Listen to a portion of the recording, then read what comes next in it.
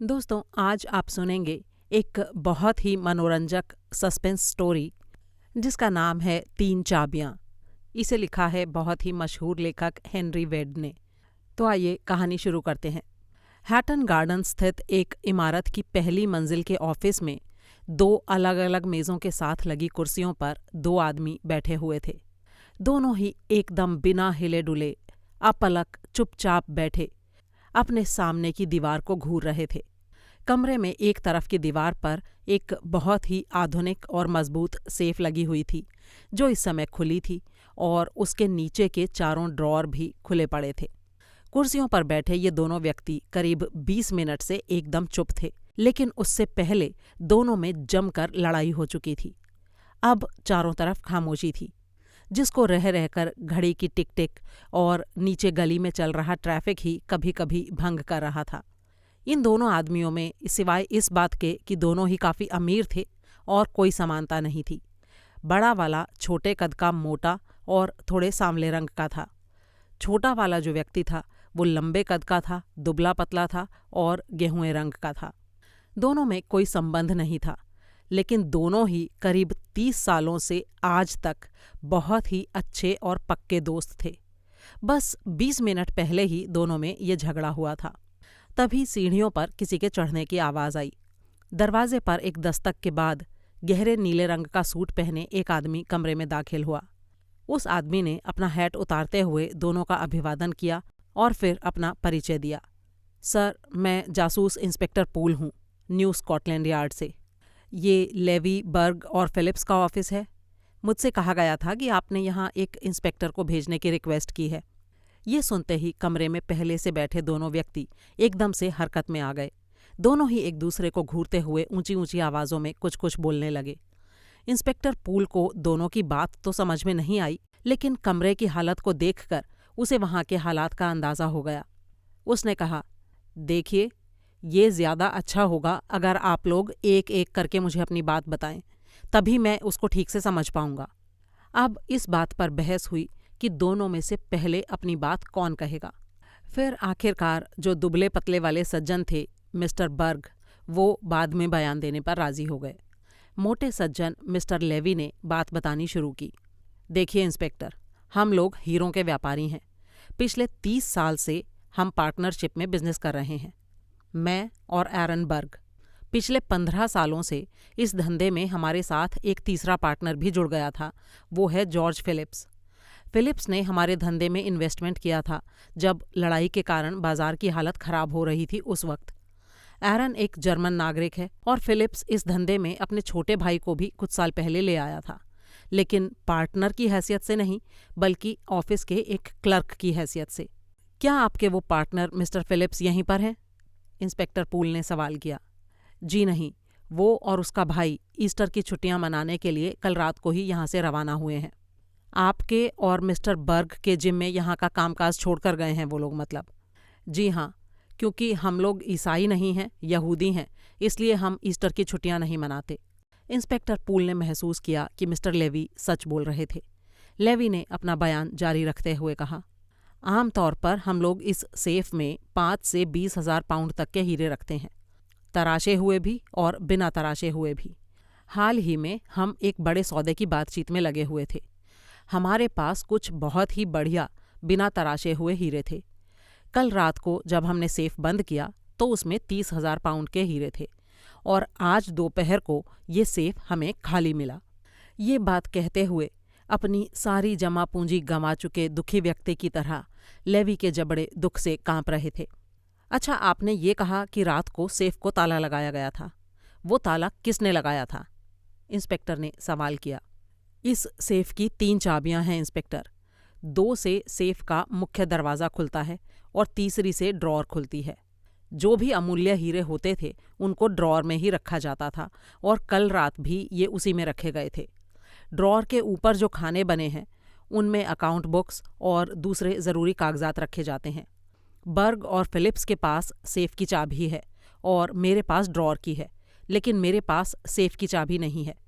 एक बार अगर ड्रॉअर में हीरे रखकर ताला लगा दिया जाए तो फिर उसे तभी खोला जा सकता है जब बर्ग और फिलिप्स और मैं, हम तीनों यहाँ मौजूद हों। या फिर उन दोनों में से कोई एक हो और मैं मौजूद हूँ। इन चाबियों को हम अपने से कभी अलग नहीं करते और ना ही किसी दूसरे व्यक्ति को सेफ का ड्रॉर खोलने के लिए इसे देते हैं। और इसी तरीके से इतने सालों से हम अपने हीरो को सेफ रखने में कामयाब हुए हैं। जासूस की नज़र एक बार फिर से सेफ पर पड़ी। एक सेकंड के लिए उसके मन में ये विचार कौंधा कि आखिरकार उनका ये तरीका भी सुरक्षा देने में नाकाम रहा। लेवी ने अपनी बात जारी रखते हुए कहा, कल बर्ग काम के सिलसिले में बर्मिंघम में था।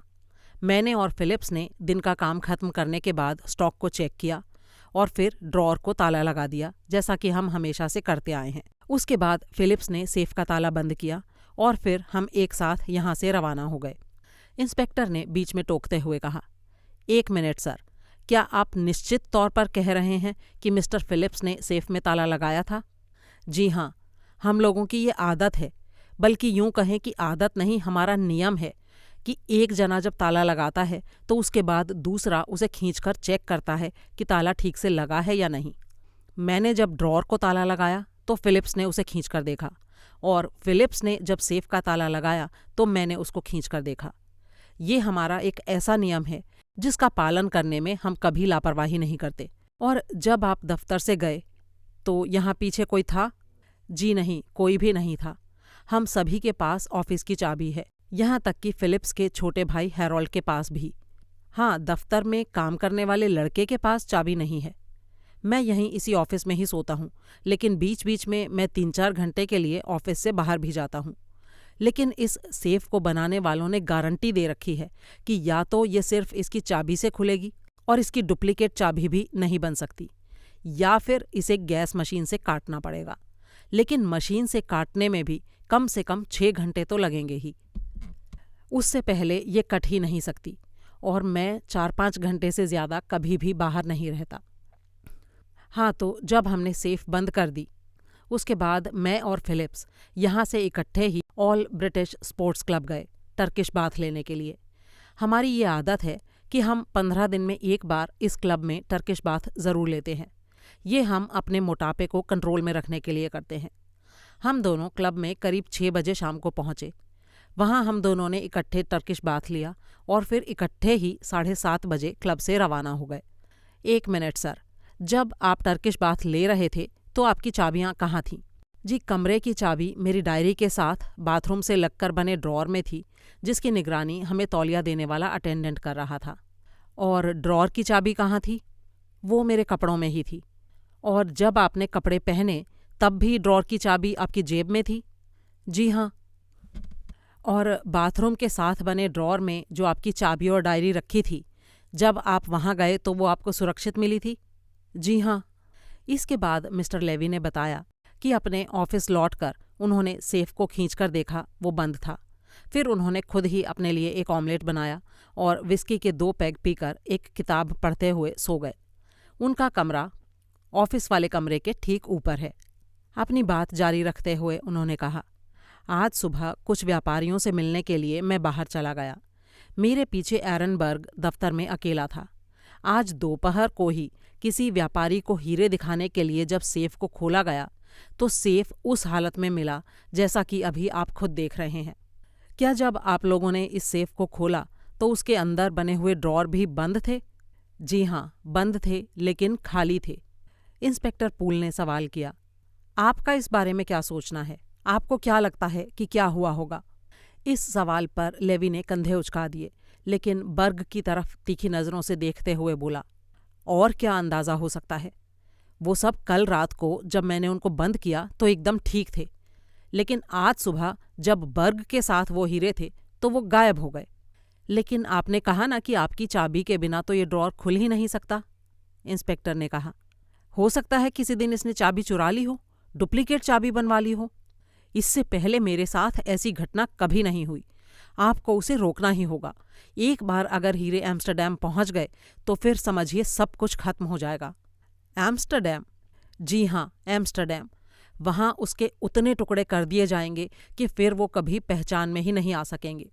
वहाँ का जो चोर बाजार है, वहाँ बहुत ही मशहूर हीरा काटने वाला आदमी है, वॉन डॉलिंग, या फिर हो सकता है वे इसे जॉस्ट को दे दें। ये लोग बिना कोई सवाल पूछे हीरों की कटिंग कर देंगे। इंस्पेक्टर पूल को महसूस हो गया कि बातों में समय गंवाना फिजूल होगा। उसने लेवी से कुछ और बातें पूछने के काम को बाद के लिए छोड़ दिया। हाँ, पार्टनर बर्ग से उसने जल्दी जल्दी कुछ सवाल पूछे। घुमा फिराकर उनका भी मतलब यही था कि फिलिप्स और लेवी ने कल रात को ही हीरे चुरा लिए होंगे। उसने भी बिना हिचक यही अंदेशा व्यक्त किया कि उन हीरों को एम्स्टर्डम ही भेजा जा सकता है। अच्छा, ये बताइए कि ये मिस्टर फिलिप्स अपनी छुट्टियां बिताने कहाँ गए हैं? दोनों ने एक साथ जवाब दिया, हैम्पशायर के व्हाइट चर्च इलाके में। वहाँ वो मछलियाँ मारने का अपना शौक पूरा करेंगे। इस ऑफिस में पहुंचते ही पूल ने फोटोग्राफर को भेजने के लिए यार्ड में फ़ोन कर दिया था। उसने सार्जेंट गोवर और सादी वर्दी में भी 2 आदमियों को भेजने का अनुरोध किया था। फोटोग्राफर ने सेफ पर मौजूद उंगलियों के निशानों की तस्वीरें खींच लीं।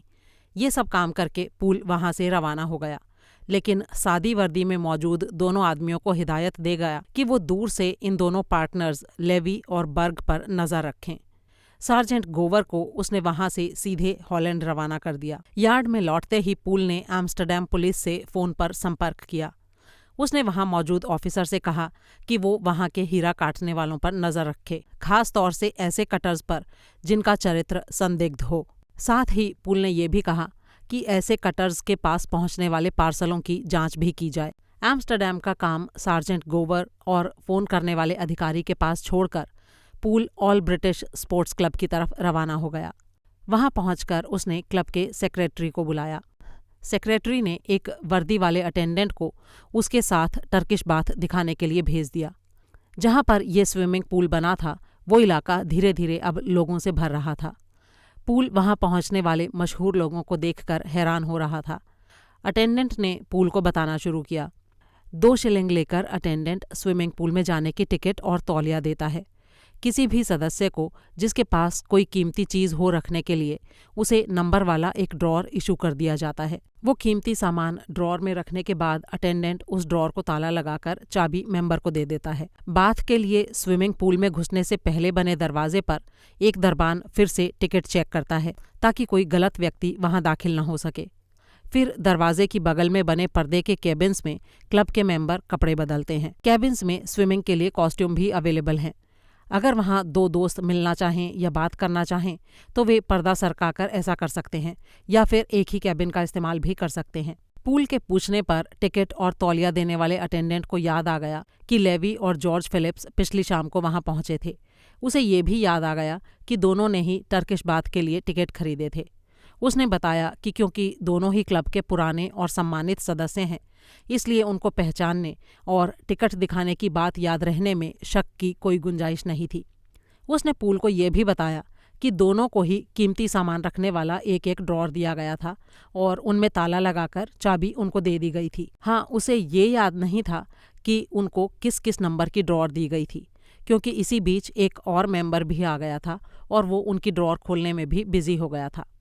उसे ये भी याद नहीं था कि उसने लेवी और फिलिप्स के बाथ लेकर लौटने के बाद उनकी ड्रॉर खोली थी या नहीं। वो शाम को 7 से 8 बजे के बीच किसी दूसरी जगह ड्यूटी देने चला गया था।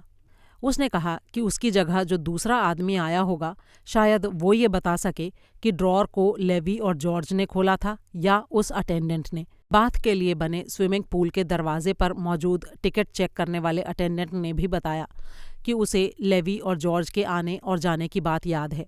उसने भी वही वक्त बताया जो लेवी पहले ही इंस्पेक्टर पूल को बता चुका था, यानी 6 बजे शाम को वे लोग आए और 7:30 बजे लौटे। उसने ये भी कहा कि बाथ लेने के बीच उन दोनों में से कोई भी बाहर नहीं निकला था, ना ही वो दरवाजे के पास आए थे। उसने ये भी बताया कि स्विमिंग पूल में जाने का एकमात्र रास्ता वही है जहां उसकी ड्यूटी लगी हुई है। ये सारी जानकारी लेकर इंस्पेक्टर पूल सेक्रेटरी के ऑफिस में वापस लौटा। वहां से पता चला कि जॉर्ज फिलिप्स का छोटा भाई हैरोल्ड फिलिप्स भी 6 महीने पहले ही इस क्लब का मेंबर बना है। ये बात जानकर पूल फिर से स्विमिंग पूल की तरफ गया। वहां मौजूद टिकट और तौलिया देने वाले आदमी ने बताया कि वो हैरोल्ड फिलिप्स को शक्ल से नहीं पहचानता।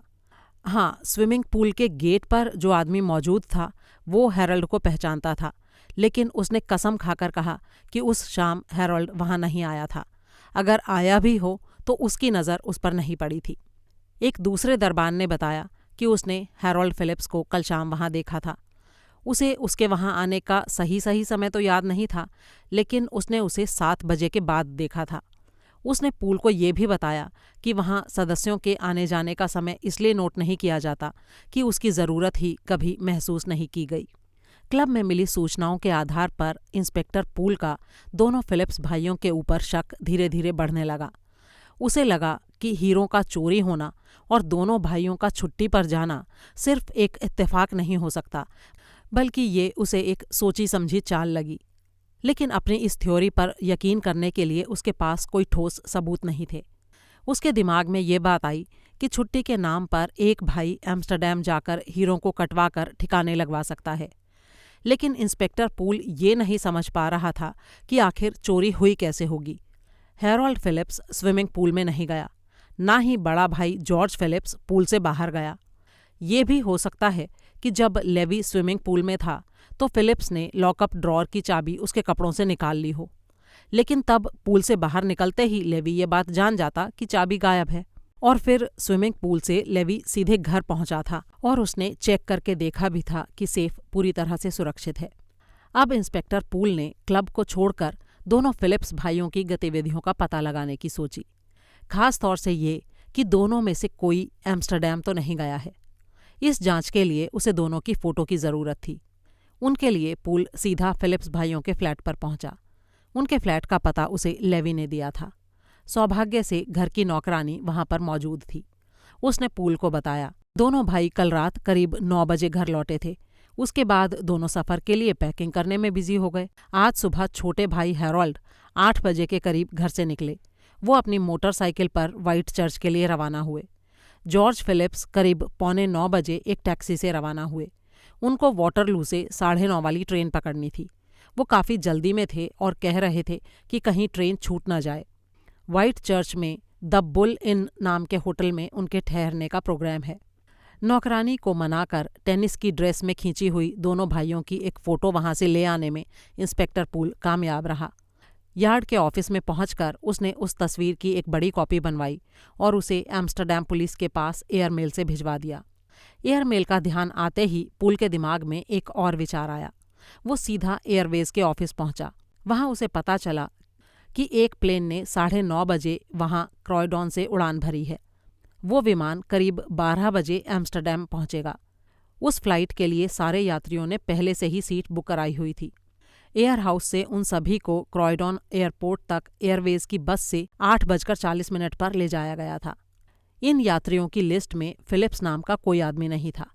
ना ही वहां मौजूद कुली ने फिलिप्स के बताए हुलिये का कोई आदमी वहां देखा था। अब पूल ने व्हाइट चर्च जाने का फैसला किया। शाम को 6:08 वाली फ्लाइट से वो 7:55 पर व्हाइट चर्च पहुंच गया। पूल ने उसी होटल में कमरा बुक कराया जहां फिलिप्स भाई ठहरे हुए थे। थोड़ी देर में पूल भी डाइनिंग हॉल में पहुंच गया डिनर के लिए। वहां एक कोने में पूल को 2 आदमी नजर आए। निश्चित तौर पर ये दोनों फिलिप्स भाई ही थे। खाना खाने के बाद इंस्पेक्टर कार्ड रूम में ताश खेल रहे दोनों भाइयों के पास पहुंच गया। फिर उसने अपना कार्ड उनकी तरफ बढ़ा दिया। जब उसने उनको सारी बात बताई तो दोनों ने बड़ा ही जबरदस्त आश्चर्य प्रकट किया, लेकिन ये कहना मुश्किल था कि यह आश्चर्य बनावटी था या असली। पूल ने कहा कि इस मामले में ये उसकी ड्यूटी थी कि वो उस फर्म से जुड़े सारे लोगों से पूछताछ करे। जॉर्ज फिलिप्स बातचीत के लिए राजी हो गया। उसने वो सारी बातें जो लेवी पूल को पहले ही बता चुका था कुछ शब्दों के हेर फेर से फिर से दोहरा दी। उसने पार्टनरशिप की बातें बताईं, सेफ खोलने का तरीका और टर्किश बात से लौटने तक की बात पूल को बताई। इस मौके पर पूल ने इस बारे में कोई दिलचस्पी जाहिर नहीं की कि लेवी की चाबियां कहाँ हो सकती थीं, लेकिन जॉर्ज फिलिप्स ने पूल को बताया कि वो लेवी के साथ ही क्लब से बाहर आया था और उसने वहां ना अपने भाई को देखा ना उससे बात की।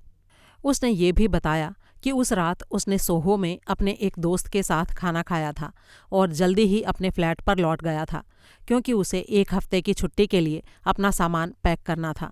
आज सुबह उसे थोड़ा आलस आ गया जिससे वो थोड़ा लेट हो गया। इसी कारण वो जल्दी और अफरा तफरी में सुबह घर से निकला। फिर भी वाटरलू में 9:30 वाली ट्रेन उससे छूट गई। उसे 2 घंटे वहीं एड़ियाँ रगड़नी पड़ी। तब कहीं जाकर 11:30 वाली ट्रेन से वो 3 बजे व्हाइट चर्च पहुंचा। पूल द्वारा दी गई सूचना से उसे गहरा सदमा लगा है और हालांकि उसके पार्टनर यहूदी हैं, लेकिन उसे उनके ऊपर पूरा विश्वास है और वो बहुत अच्छे आदमी हैं। पूल ने जॉर्ज से बहुत तरह से घुमा फिराकर कई सवाल पूछे। इन सवालों की लिस्ट में जॉर्ज को स्टेशन तक ले जाने वाला टैक्सी ड्राइवर प्रमुख गवाह था। पूल ने उससे पूछा, जब आप 2 घंटे के लिए ट्रेन का इंतजार कर रहे थे तब आपका सामान कहाँ था? क्या आपने उसे क्लोक रूम में जमा करवाया था? जी नहीं, मैंने कुली को 1 पाउंड दे दिया था और उससे कह दिया था कि जब ट्रेन आए तो वो मेरा सामान डिब्बे में चढ़ा देगा। मुझे ये नहीं पता कि 2 घंटे तक कुली ने क्या किया, लेकिन जब मेरी ट्रेन व्हाइट चर्च पहुंची तो मेरा सामान सही सलामत मुझे मिल गया था। और इन 2 घंटों में आपने क्या किया? जॉर्ज ने बताया, मैं वाटरलू पुल की तरफ घूमने निकल गया, वहाँ से वेस्टमिंस्टर तक गया, फिर स्टेशन पर लौटकर मैंने ब्रेड के साथ एक कॉफ़ी पी, फिर ट्रेन आ गई और मैं उसमें बैठ गया। जॉर्ज अपने इस बयान के पक्ष में कोई गवाह नहीं पेश कर सकता था, हालांकि उसने कहा कि हो सकता है कुछ लोगों ने उसे वहां देखा हो। ये सब बातें जानने के बाद इंस्पेक्टर पूल को लगा कि हो सकता है टैक्सी ड्राइवर का बयान लेने से कुछ बात बन जाए। सारी संभावनाएं उसे ऐसी लग रही थीं कि एम्स्टर्डम छोटा भाई हैरोल्ड गया होगा, लेकिन छोटे भाई हैरोल्ड ने बताया कि वो तो बड़ी मुश्किल से ही व्हाइट चर्च पहुंच सका। उसने कहा, देखिए इंस्पेक्टर, मैं करीब 8:30 बजे अपनी मोटरसाइकिल से निकला था, लेकिन थोड़ी देर बाद ही वो प्रॉब्लम करने लगी। हालत इतनी ख़राब हो गई कि मुझे अपनी मोटरसाइकिल करीब 1-1.5 किलोमीटर के बाद ही बेसिंगस्टॉक में एक गैराज पर ले जानी पड़ी। वहाँ मैं करीब 12 बजे पहुँच सका। गैरेज में उस समय काम बहुत ज़्यादा था, इसलिए सब लोग बिजी थे। उन्होंने कहा कि वो तुरंत मोटरसाइकिल को ठीक नहीं कर सकते, इसलिए मैंने लंच करने और समय बिताने के लिए पिक्चर देखने की सोची। गैराज वालों ने मुझसे कहा था कि वो 4 बजे के आसपास ही मेरी मोटरसाइकिल ठीक कर सकेंगे, इसलिए मैं सामने के पिक्चर हॉल में घुस गया। वहाँ चल रही ग्रेटा गार्बो की पिक्चर काफ़ी दिलचस्प थी, इसलिए मैं पूरी फिल्म देखकर ही 4 बजे के बाद ही गैराज पर पहुँचा। वहाँ से मैंने मोटरसाइकिल उठाई और 15-16 किलोमीटर का रास्ता तय करके देर शाम चाय के वक्त यहाँ पहुँचा। हैरोल्ड ने जहाँ जहाँ से वो गुजरा था उस हर जगह की पूरी एलिबाई तैयार कर रखी थी। लंदन के हॉकवर्थ गैराज, बेसिंगस्टोक के गैराज का नाम उसने फेयरफैक्स बताया। जिस रेस्टोरेंट में उसने खाना खाया था उसका नाम उसे ध्यान नहीं आ रहा था, लेकिन उसने ये कहा कि वो रेस्टोरेंट टाउन हॉल के सामने मेन सड़क पर ही था। उसने ये भी कहा कि नीले चेक की पैंट शर्ट को धूल से बचाने के लिए उसने खाकी रंग का लंबा ओवरकोट भी पहना हुआ था। फिर उसने कहा कि पिछली शाम उसने दफ्तर 5:30 बजे छोड़ दिया था। फिर उसने ब्रिटिश क्लब में कुछ देर बिलियर्ड खेली, कुछ देर स्विमिंग की, फिर खाना खाकर जल्दी ही घर लौट गया क्योंकि उसे छुट्टियों के लिए सामान पैक करना था। क्या तुम अपने बयान के पक्ष में कोई सबूत दे सकते हो? पूल ने सवाल किया। हैरोल्ड के पास अपने लगभग हर बयान की एलिबाई थी। उसने कहा कि उसने जैक फ्रीस्टोन नाम के आदमी के साथ बिलियर्ड खेला था। वो बता देगा कि मैं उस वक्त वहाँ था। गैराज के कर्मचारी, बाथ क्लब का अटेंडेंट, सभी ने उसको देखा था।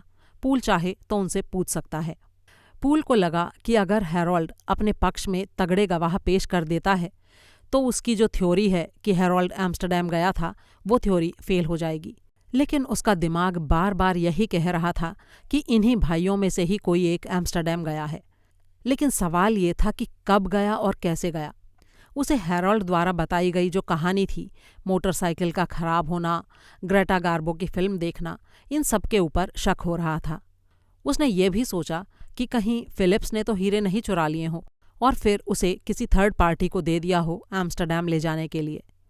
लेकिन फिर उसने खुद ही इस विचार को खारिज कर दिया क्योंकि इसमें तीसरी पार्टी द्वारा खुद ही हीरे लेकर भाग जाने का पूरा अंदेशा था और ऐसी सूरत में फिलिप्स भाई किसी से शिकायत भी नहीं कर सकते थे, इसलिए थर्ड पार्टी की बात सोचना ही फिजूल था। फिर भी उसने निश्चय किया कि अगले दिन वो उसकी सारी एलिबाई की जांच करेगा। सोने जाने से पहले pool white church police station पहुंचा। उसने यार्ड में फ़ोन मिलाया।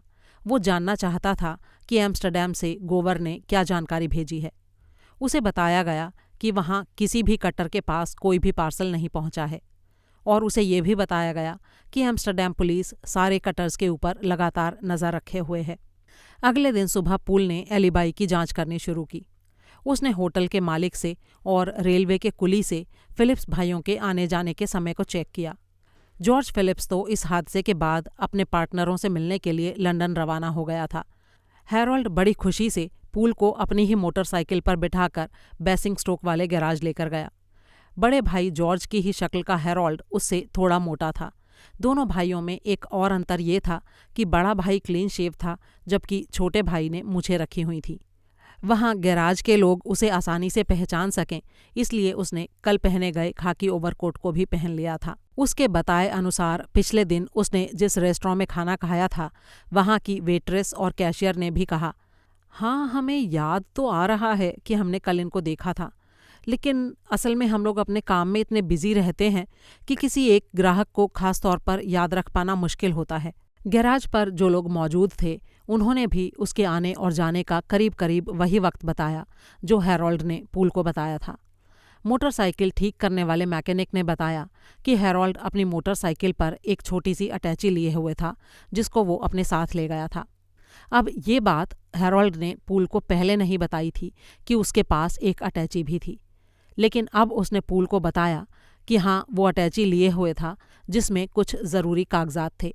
रेस्टोरेंट की वेट्रेस ने कहा कि उसे इस बात की याद नहीं है कि उस आदमी के पास अटैची थी या नहीं।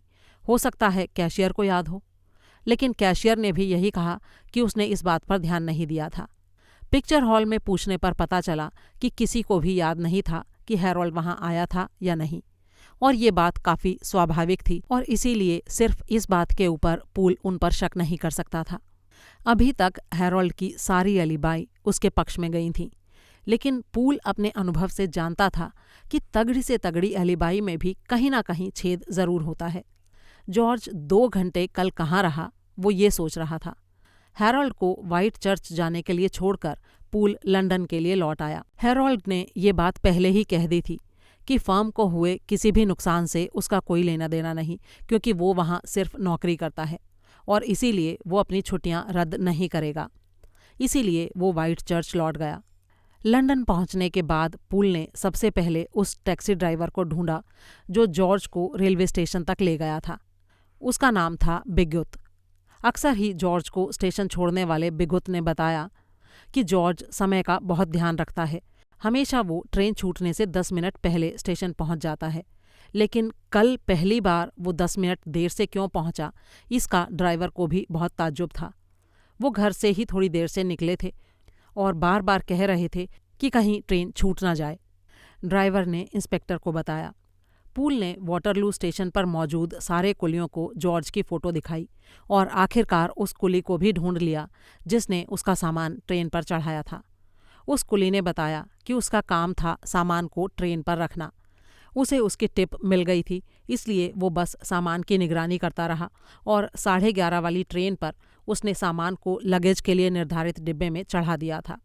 उसे ना तो इससे कोई मतलब था कि सवारी कहाँ गई या सवारी क्या कर रही थी। इसके बाद पूल ने बुकिंग ऑफिस से जानकारी इकट्ठी की।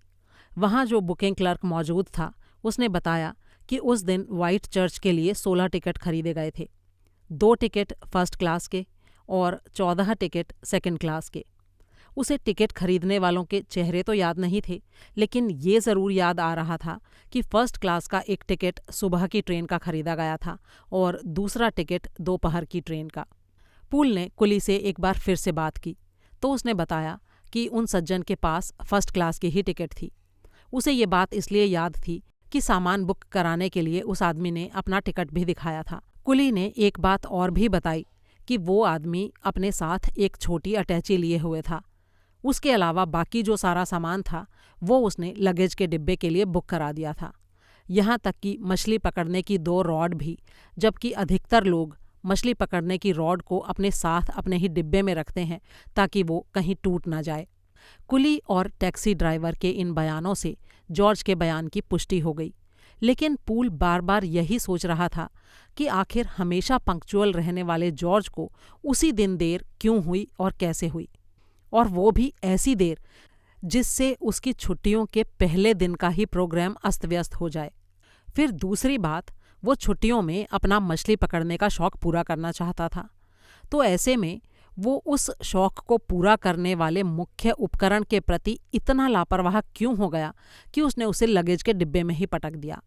मछली पकड़ने का शौकीन कोई भी आदमी अपनी फिशिंग रॉड को कभी इस तरह लापरवाही से नहीं छोड़ता। अब पूल ने निश्चय किया कि हैरोल्ड की एलिबाई की जांच करने के लिए वो ऑल ब्रिटिश स्पोर्ट्स क्लब जाए। ये उसका सौभाग्य था कि उस समय क्लब में जैक फ्रीस्टोन नाम का वो आदमी उसे मिल गया। लंच के बाद थोड़ी झपकी ले रहे फ्रीस्टोन को हैरोल्ड के साथ खेला गया बिलियर्ड का वो गेम याद था, लेकिन उसने कहा कि वो कोई बहुत लंबा गेम नहीं था। 6 बजे शाम को वो शुरू हुआ और बस चंद मिनटों में ही ख़त्म हो गया। टिकट और तौलिया देने वाले अटेंडेंट ने फिर से कहा कि वो हैरोल्ड फिलिप्स को नहीं पहचानता। फिर पूल ने हैरोल्ड की फ़ोटो उसे दिखाई तो उसने कहा कि उसके सामने ये आदमी वहाँ नहीं आया था, लेकिन मेंबर्स को तौलिया वगैरह देने वाले एक दूसरे आदमी ने कहा कि उसने 7 बजे के आसपास हैरोल्ड को वहाँ देखा था। तभी इंस्पेक्टर पूल को ये याद आया कि टिकट और तौलिया देने वाले आदमी ने ये कहा था कि वो 7 से 8 बजे के बीच ड्यूटी पर वहाँ मौजूद नहीं था। उसकी जगह ड्यूटी देने आए अटेंडेंट की उस समय स्क्वॉश कोर्ट में ड्यूटी लगी थी। पूल ने अब उसे बुलवाया। वो हैरोल्ड को नाम से नहीं जानता था, लेकिन जब पूल ने दोनों भाइयों की तस्वीर उसे दिखाई तो वो पहचान गया। उसने बताया कि बड़े वाले भाई करीब 7:30 बजे बाहर आए थे और अपनी ड्रॉर से अपनी चीज़ें निकाल कर ले गए थे। उनके साथ यहूदी से लग रहे एक दूसरे सज्जन भी थे। उन्होंने भी ड्रॉर से अपना सामान निकाला था और फिर दोनों चले गए थे। पूल ने सवाल किया, क्या यहूदी व्यक्ति को उनका सारा सामान मिल गया था?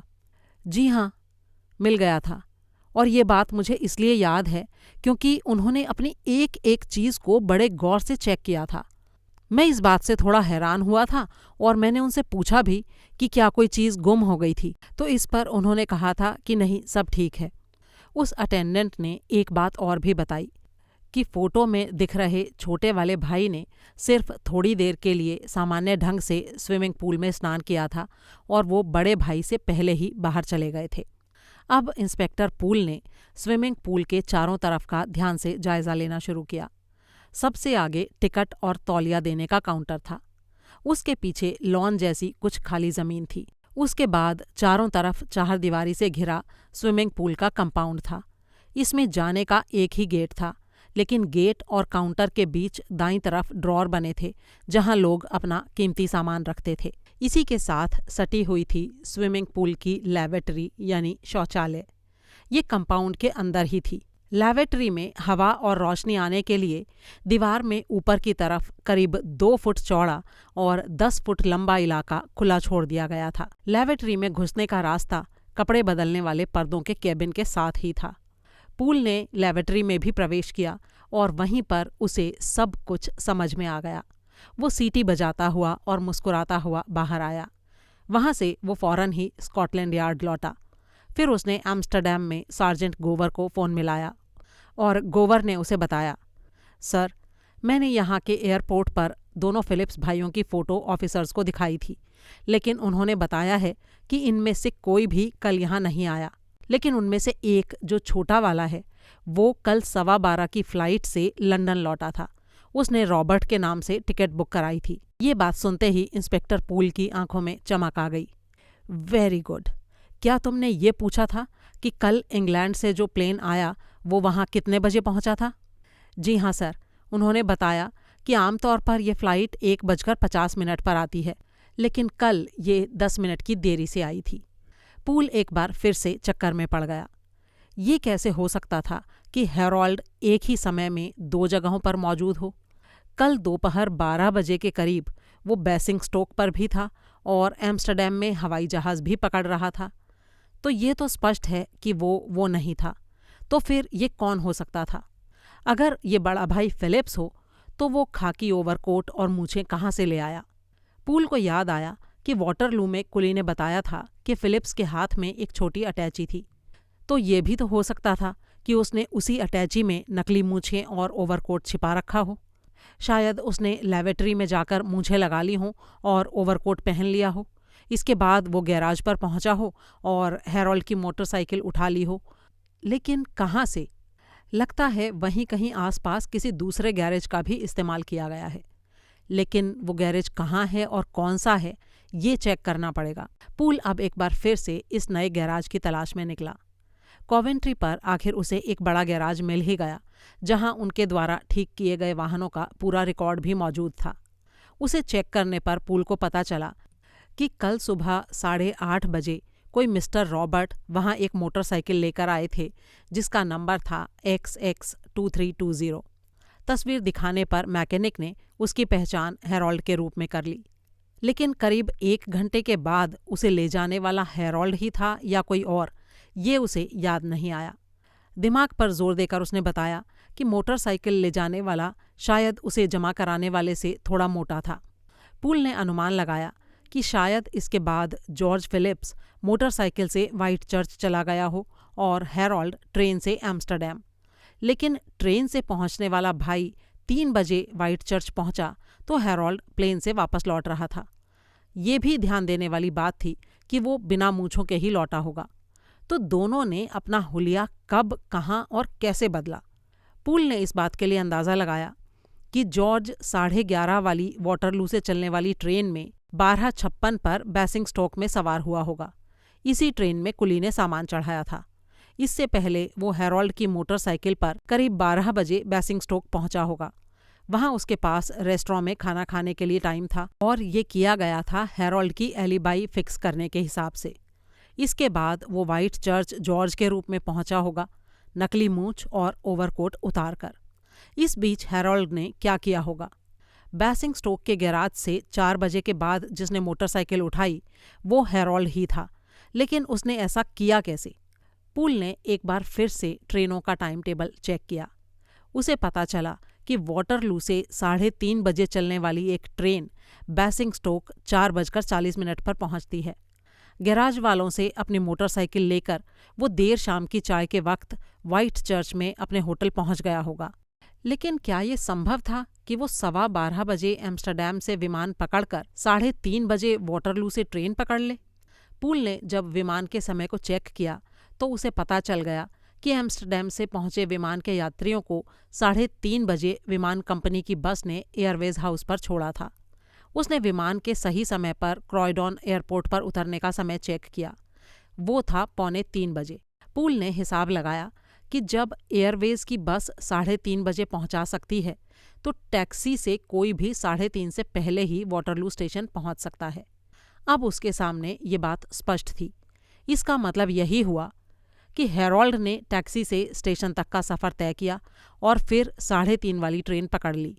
4:40 पर वो बेसिंगस्टॉक उसी ड्रेस में पहुंचा जैसी जॉर्ज पहने हुए था, खास तौर पर खाकी ओवरकोट। वहां से उसने मोटरसाइकिल उठाई और व्हाइट चर्च पहुंच गया।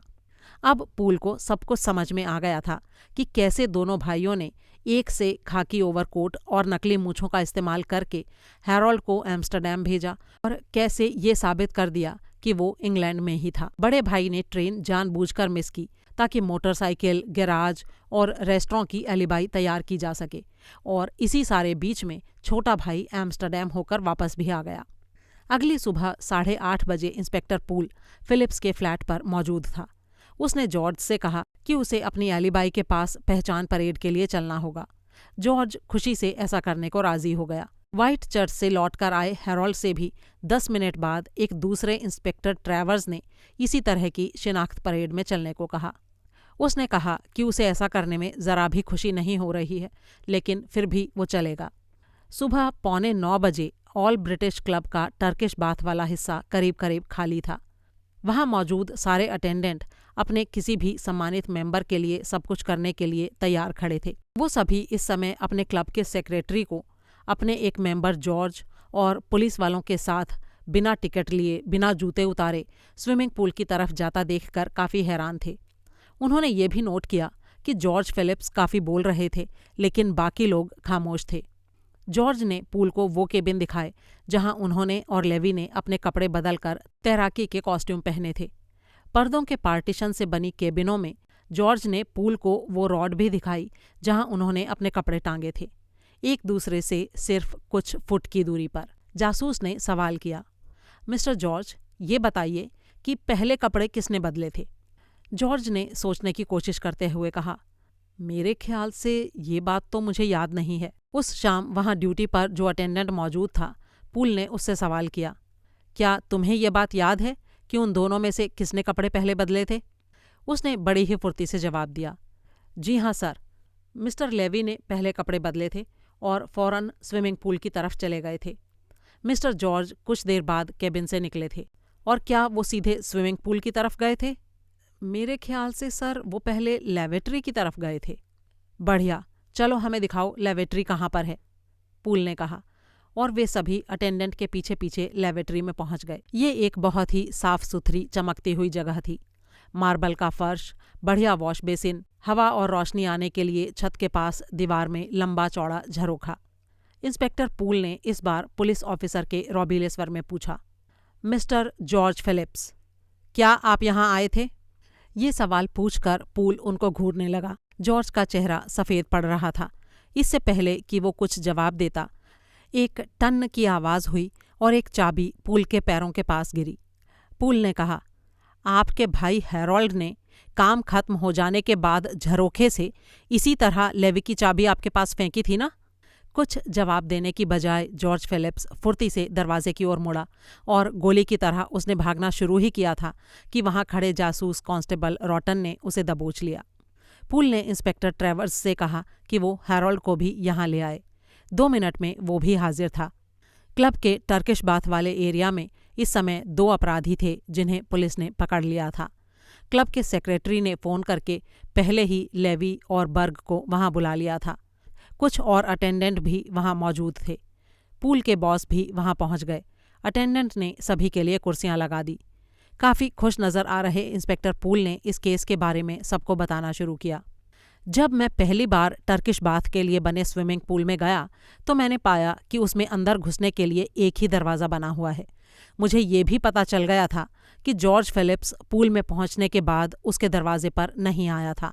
लेकिन जब मुझे ये पता चला कि हैरोल्ड भी करीब उसी वक्त यहाँ आया था और उसने भी टर्किश बाथ के लिए बने पूल के बगल वाला स्विमिंग पूल इस्तेमाल किया, तभी से मुझे लग रहा था कि ये इत्तेफाक नहीं है बल्कि ये जानबूझकर किया गया है। और तभी से मेरा शक लेवी और बर्ग के ऊपर कम और इन दोनों भाइयों पर ज़्यादा हो गया था। टर्किश बाथ और नॉर्मल बाथ के लिए बने स्विमिंग पूल का प्रवेश द्वार अलग अलग है, लेकिन दोनों स्विमिंग पूल के लिए जो लेवेट्री बनी है वो एक ही दीवार के अगल बगल में है। उसमें भी कोई दरवाज़ा या खिड़की नहीं है, लेकिन इनके बीच की दीवार में ऊपर, जैसा कि आप सबने देखा, हवा और रोशनी आने जाने के लिए एक बड़ा सा खुला रोशनदान बना हुआ है। इस बड़े क्लब में हैरोल्ड की गतिविधियों पर नज़र रखना बहुत मुश्किल था। एक तो वो नया मेंबर था, जिसके कारण ज़्यादातर वेटर्स और दूसरे कर्मचारी उसे ठीक से नहीं पहचानते थे। दूसरे, इस क्लब के अधिकतर मेंबर काफ़ी रेप्यूटेड आदमी हैं, इसीलिए उनके ऊपर क्लब के अंदर नज़र रखने की ज़रूरत किसी ने महसूस नहीं की। अब हुआ ये कि लेवी और जॉर्ज फिलिप्स ने सेफ बंद किया और यहाँ टर्किश बाथ लेने के लिए आए। लेवी ने अपनी चाबी और पॉकेट डायरी एक ड्रॉअर में बंद कर दी। जॉर्ज ने भी यही किया। फिर दोनों कपड़े बदलने वाले केबिन में पहुंचे। वहां दोनों ने कपड़े बदले और आसपास की रॉड्स पर टांग दिए। लेवी पहले पूल की तरफ चला गया। जॉर्ज लेवेट्री जाने के बहाने रुक गया।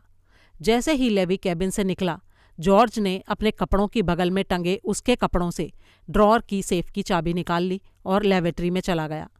हैरोल्ड इन दोनों से आधा घंटा पहले ही क्लब में पहुंच गया था। वहां उसने कुछ देर बिलियर्ड खेला और स्विमिंग पूल में तैरा, या हो सकता है ना तैरा हो, लेकिन उसने अपने यहाँ होने के लिए एलिबाई तैयार कर ली। दोनों के स्विमिंग पूल अलग अलग हैं, लेकिन लेवेट्री अगल बगल में है। नियत समय पर हैरोल्ड इधर अपने हिस्से की लेवेट्री में आ गया और उधर जॉर्ज भी अपनी तरफ वाली लेवेट्री में पहुंच गया। उसने लेवी की जेब से निकाली गई चाबी को उधर फेंक दिया और लेवी के टर्किश बाथ के पूल में पहुंचने के 1-2 मिनट बाद वो खुद भी पूल में पहुंच गया। चाबी मिलते ही हैरोल्ड फ्लैट पर पहुंचा। उसने फटाफट सेफ का पल्ला और ड्रॉअर खोला, हीरे निकाले, ड्रॉअर और सेफ को बंद किया और फिर सीधे क्लब लौट आया। इसी तरह से नियत समय पर लौटकर भी हैरोल्ड ने जॉर्ज को चाबी लौटा दी, जिसे लेवी की जेब में डालने में जॉर्ज को 2-4 सेकंड ही लगे होंगे। जहां तक मेरा अनुमान है, दोनों भाइयों ने सीटी बजाकर एक दूसरे को इशारा किया होगा। क्यों, ऐसा ही किया था ना? दोनों भाइयों ने कोई जवाब नहीं दिया, लेकिन उनके चेहरे की सफ़ेदी सच्चाई को बयान कर रही थी। दोस्तों, ये कहानी आपको कैसी लगी, इसके बारे में अपनी राय कमेंट बॉक्स में शेयर करना बिल्कुल ना भूलें। जल्द ही एक और कहानी के साथ फिर मिलेंगे। तब तक के लिए अलविदा।